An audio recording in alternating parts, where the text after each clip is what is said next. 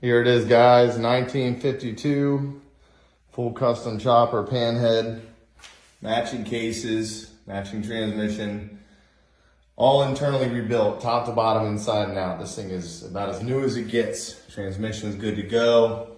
New everything. Probably has less than 2,000 miles on it. Probably less than 1,000, honestly. Custom made dual exhaust, Timken bearing, star hub wheels. Everything. Jockey shift. Custom paint is insane. Bobby Goodtime's ape hangers. Killer sissy bar. I mean, this thing is molded all the way down, molded inside and out. Get your tickets.